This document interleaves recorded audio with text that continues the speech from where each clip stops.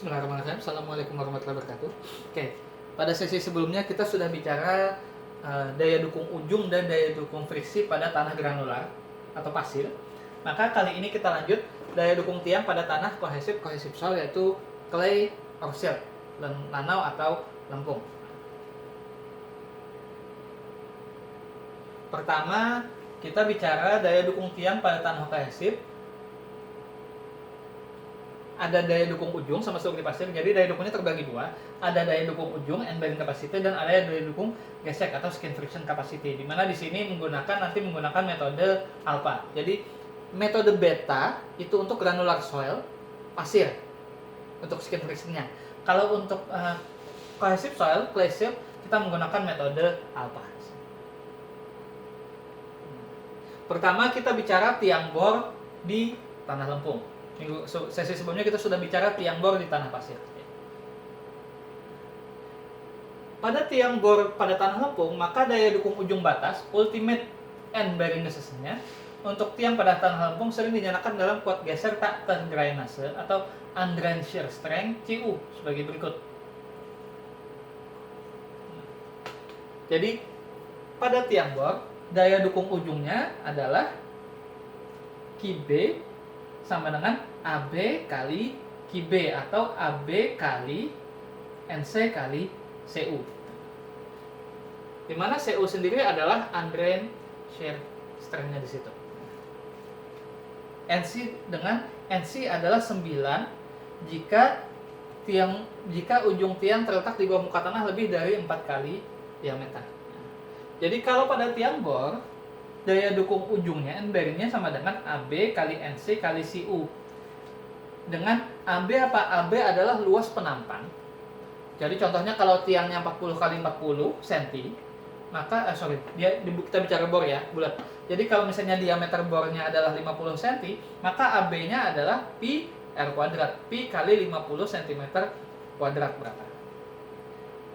Nilai CU-nya adalah undrained shear strength atau C kohesi undrained di situ. Nilai NC berapa? NC adalah nilainya NC sama dengan 9 kalau ujung tiang terletak di bawah muka tanah lebih dari 4 kali diameternya. Misalnya tadi diameternya 50 cm, kalau kedalamannya lebih dari 4 kali 50 atau lebih dari 2 meter, maka NC-nya sama dengan 9. Jadi di sini jadi QB sama dengan, kalau diameternya 50 adalah QB sama dengan pi kali 50 kuadrat kali 9 kali CU-nya di situ. Dimana CU adalah undrained shear strength. Itu untuk ujung. Sekarang kalau untuk geseknya bagaimana, untuk friksinya?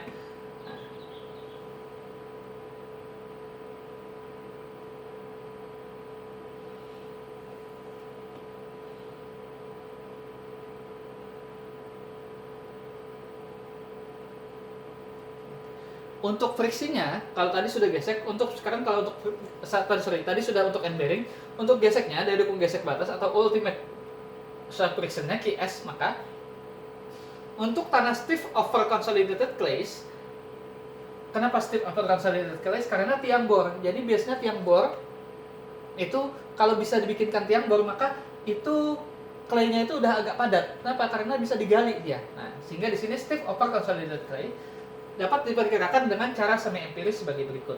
Di mana QS kecil sama dengan alpha kali CU dengan QS besar sama dengan AS. Ingat tadi AB, AS ini selimut. Jadi P keliling tiang dikali panjang tiang dikali QS atau QS sama dengan AS kali alpha kali CU, dengan alfanya tadi adalah faktor adesi. Nah, kembali kayak kemarin yang kita bicara beta, sekarang yang jadi masalah adalah bagaimana kita menentukan nilai alfa di sini. Sekarang bagaimana menentukan nilai alfa? Untuk menentukan nilai alfa, maka kita perlu nilai undrained shear strength. SU di sini atau CU-nya. Kemudian di sini ini adalah nilai alfanya. Ini SU total dalam KTPA. Ini undrained shear strength SU aksen. Juga di sini. Jadi ini yang biasa tanpa ini yang aksennya di sini. Ini ada banyak grafik yang dipakai yang mana garisnya. Ada menurut API, Dennis, McCarthy, Peck, Tomlinson, dan Rothbard. Biasa kita pakai yang mana? Biasanya sih ya terserah aja, tapi kalau saya biasa pakai Peck atau punya Tomlinson. Punya Peck yang mana? Punya Peck yang ini. Tomlinson yang mana? T. Tomlinson yang nih. W, ini punya Tomlinson di sini. Jadi contohnya Andrean shear strength-nya Andrean shear strength-nya misalnya 2.500 pound per square meter. Kita pakai punya Peck, jadi langsung ke sini. Ambil langsung apanya di sini. Andrean shear strength itu dari mana? Bisa dari fan shear, bisa dari direct, tapi direct mungkin nggak. Fan shear yang paling pas atau triaxial. Karena dia Andrean kan. Direct bisa. Nah, Andrean karena airnya nggak keluar. Nah, itu bisa di situ. Tapi kalau kalian pakai unconfined itu drain sudah. Jadi pakai direct, pakai hasil Andrean dari direct shear, dari fan shear atau dari triaxial. Udah baca ketemu alpha. Alphanya mana? Alphanya larikan ke sini untuk menghitung kohesi friksinya, yaitu QS besar sama dengan AS kali QS kecil sama dengan AS kali alpha kali CU di sini. Dimana AS-nya adalah luas selimut, alphanya faktor adesi tadi, dan CU-nya adalah Andrean shear strength. Banyak dari sini.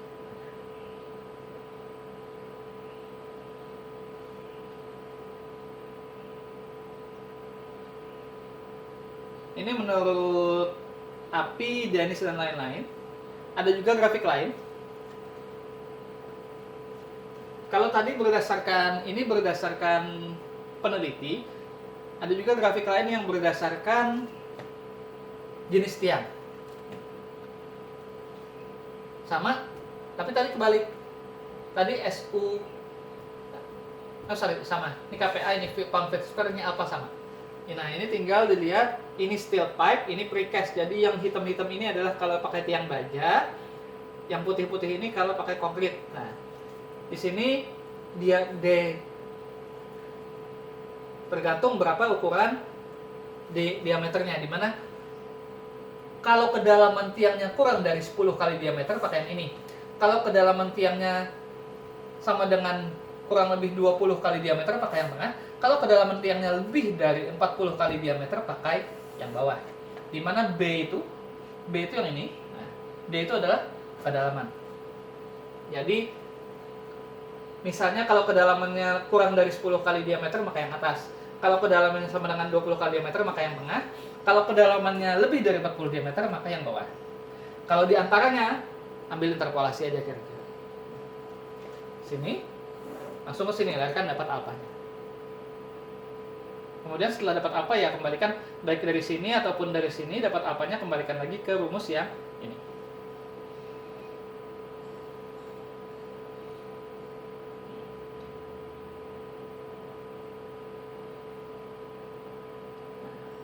Ini sama juga, tapi bedanya di mana? Nah, ini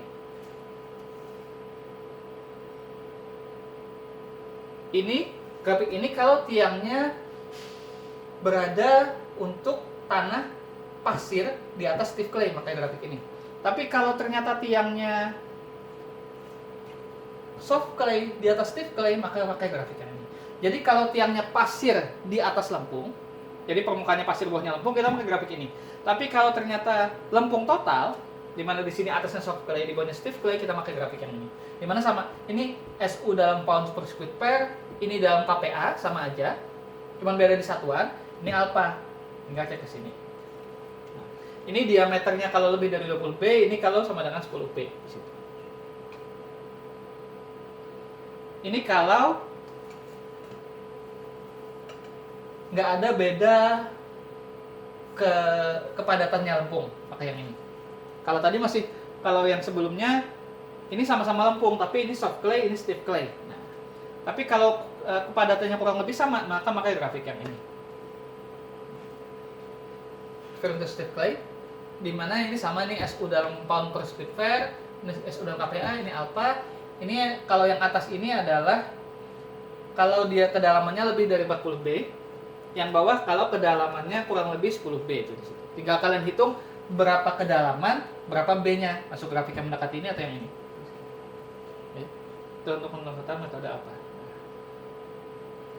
Selain metode apa, maka Vijay, Verghia, dan Vogt kemudian Kraftwerk dan Emerson juga mengembangkan metode lambda untuk menghitung gesekan. Jadi kalau pasir kita bisa pakai metode beta, tapi kalau clay bisa pakai metode alpha dengan 4 grafik tadi, bisa pakai metode lambda. Oke.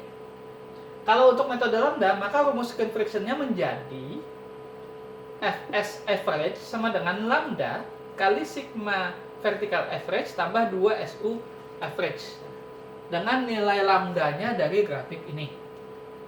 Ini adalah depth of embedment, ini kedalaman pondasinya dalam feet, ini dalam meter, ini nilai lambda. Ini grafiknya cuma satu, jadi contohnya ini 50 meter, ini 100 meter. Saya punya tiang tertanam 40 meter, maka 10, 20, 30, 40. Tarik ke sini, 40 meter tiang saya. Maka nilai lambda saya adalah ini 0,2, ini 0, ini 0,1. Kurang lebih 0,13 di situ. Lebih simpel metode lambda untuk mencari nilai lambdanya. Tapi kalau mau bandingkan aja, hitung alfanya berapa, lambdanya berapa, ambil yang lebih kecil. Ini metode lambda. Jadi metode lambda Fs average sama dengan lambda. Jadi untuk friction aja ya, khusus friction, N-bearingnya tetap pakai yang tadi. Fs average sama dengan lambda kali sigma V vertikal tambah 2 Su average. Dimana ini adalah kedalaman dalam feet, ini kedalaman dalam meter, ini nilai lambdanya, ini grafiknya. Tinggal ke sini misalnya 50 meter, tarik sini, tarik ke atas lambdanya berapa. Ini lambdanya 0, 0,2, 0,4, 0,6, 0,8. Kemudian tadi berdasarkan data lab SU. Nah, kalau berdasarkan in situ test, ingat teman-teman, kalau berdasarkan data lapangan, maka ada dua. Bisa berdasarkan uji SPT, bisa berdasarkan uji sondir. Kalau saya biasanya kalau ada data dua-duanya, saya hitung dua-duanya, saya ambil yang lebih kecil. Pertama, SPT. Untuk SPT, Meyerhof pada 1976 mengusulkan rumus untuk daya dukung ujung. Kalau untuk SPT, untuk sand and gravel, untuk cohesionless soil, maka key action and bearingnya sama dengan 0,4 N60 action D per B sigma R. Dengan syarat harus lebih kecil sama dengan 4 kali N60 sigma action R di situ. Sedangkan untuk lana lempung, maka key and bearingnya adalah 0,4 N60 D per B PR. Dengan syarat kurang lebih kecil atau sama dengan 3,0 kali N60 kali PR. Jadi kalau misalnya ini maksudnya apa? Kalau misalnya hasil angka ini lebih besar dari ini, maka yang kita gunakan adalah angka ini. Tapi kalau misalnya lebih kecil ya nggak apa-apa. Jadi hasil di sini harus lebih kecil atau sama dengan hasil ini. Kalau lebih besar kita pakai angka yang di ujung. Itu di sini maksudnya. Untuk daya dukung ujung. Jangan lupa tugas NSPT-nya, termasuk N action 60 itu kan N koreksi berdasarkan macam-macam. Nah, dengan materi saya sebelumnya tinggal dilihat. Untuk daya dukung gesek, ini untuk N bearingnya, untuk friction-nya, maka kalau untuk large displacement pile pada tanah non kohesif, untuk tiang pancang di tanah non kohesif, tanah pasir, maka Fs-nya sama dengan PR per 50 kali N60. Tapi kalau untuk small displacement pile, maka Fs-nya sama dengan sigma R per 100 kali N60. Ingat, large displacement pile ini maksudnya tiang pancang langsung ditumbuk. Tapi kalau small displacement pile ini digali dulu, jadi nggak banyak tiang yang berganti. Itu di situ. Biasanya kalau sudah lapangan yang kita pakai adalah yang ini, karena jarang small displacement pile, kecuali kalian punya alatnya. Kalau large displacement pile, maka Fs-nya adalah sigma R per 50 kali N60, dengan N bearingnya karena untuk cohesionless soil, maka N bearingnya adalah Ki action sama dengan 0,4 N action 60 D per B PR, dengan syarat harus lebih kecil sama dengan 4 N60 kali sigma action R.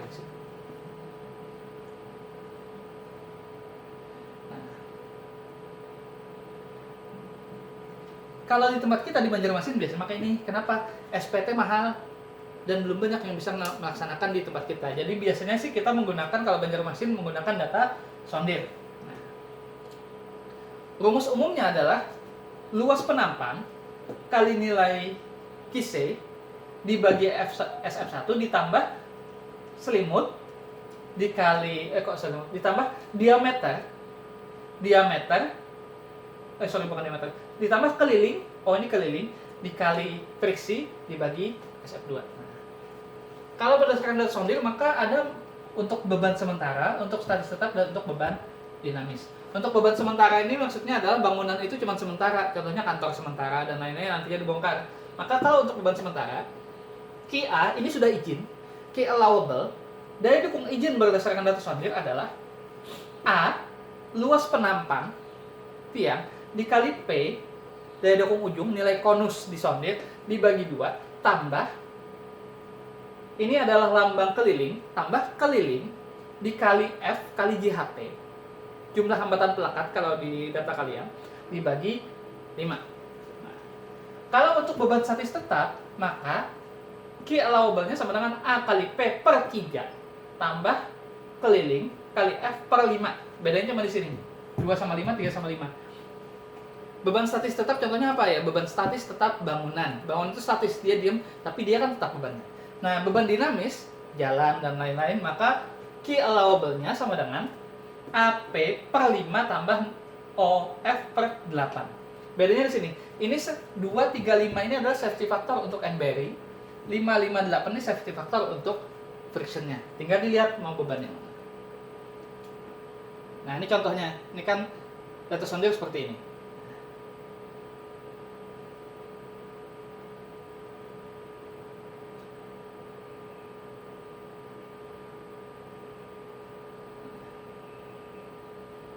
Nah, itu tadi menurut untuk statis. Nah, biasanya setelah kita menemukan berapa nilai daya dukung statis, maka kita uji menggunakan cara dinamis. Calendering sama uji PDA itu cara dinamis. Karena kita lihat dynamic method. Pertama, pile driving formula menurut formula jambu. Ini menggunakan, ini kalau digunakan kalau kita punya hasil calendering, kita hitung berdasarkan ini. Di mana QU daya dukung batas sama dengan 1 per KU Pi W kali H per S. KU adalah CD 1 plus 1 per lambda E CD kuadrat. S itu adalah final set. Nah, WP berat tiang dan lain-lain. Ini data calendering. Jadi kalau kalian punya data hasil calendering, biasa di calendering itu yang dicek adalah final setnya berapa untuk 10 block. Bisa pertama menggunakan formula jambu. Nah, yang biasa, tapi formula jambu agak ribet. Yang biasa digunakan adalah, kalau saya pribadi, saya menggunakan rumus Hailey yang biasa saya gunakan. Jadi yang pertama formula jambu, yang kedua formula Hailey. Di mana menurut Hailey, QU sama dengan K kali W kali H per dikali mu dibagi S tambah C per 2. Daya dukung batas metode dinamis dari hasil calendering sama dengan koefisien hammer dikali berat hammer dikali tinggi jatuh H dikali efisiensi pukulan hammer kurang lebih 0,8 dibagi penurunan tiang perpukulan final setnya tambah perubahan elastis tiang atau C bagi 2. Kalau untuk rumus daya dukung dinamis ini termasuk yang paling simpel, jadi saya biasa pakai yang Hailey. Kemudian bisa juga pakai modified. Nah, di mana QA sama dengan PA sama dengan 0,0025 kali E energi perpukulan kali WR tambah E kuadrat WP per S tambah 0,1 WR tambah WP. Tapi energi perpukulan ini susah, harus dihitung dulu. Yang biasa kita langsung bisa hitung adalah yang ini, yang Hailey. Ini untuk data calendering. Kalau nggak punya data calendering ya kalian nggak bisa. Selanjutnya metode TZ itu berdasarkan hubungan beban penurunan untuk skin friction dan end bearing perlu software. Nah, itu kalau pakai cara dinamis. Cara selainnya adalah uji pembebanan tiang atau full scale load test. Jadi setelah tiangnya ada, langsung dibebani di situ. Misalnya, berdasarkan analisa saya, maka saya mendesain tiang kuat 100 ton. Ya langsung dites, dibebani 100 ton langsung. Kuat apa enggak? Itu di situ. Nah, ini paling realistis. Jadi uji pembebanan tiang statis adalah cara paling realistis dalam menentukan daya dukung tiang. Prosedurnya adalah pemberian beban starter bertahap sampai beban yang direncanakan dan mencatat penurunan tiangnya. Jadi misalnya tadi saya bilang saya kuat 100 ton, ya sudah bertahap 10 ton. Dicek, 10 ton turunnya berapa? Sampai 100 ton turunnya berapa? Biasanya beban ditransfer menggunakan hydraulic jack, biasa pakai dongkrak. yang ditahan oleh 2 lebih tiang. Penurunan tiang diukur menggunakan mechanical gauge.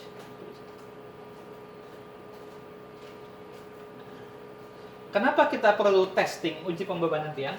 Pertama, kalau jumlahnya banyak, jadi harus dicek sampling. Kemudian kondisi tanah itu tidak umum. Kalau tiang bertumbuh pada tanah lunak sampai sedang, maka perlu. Kemudian kalau bangunan sangat sensitif terhadap penurunan, harus dicek juga. Kalau perencana kurang pengalaman juga, dan tiang memikul beban aktif. Jadi kalau ada salah satu dari ini, perlu uji load test di situ.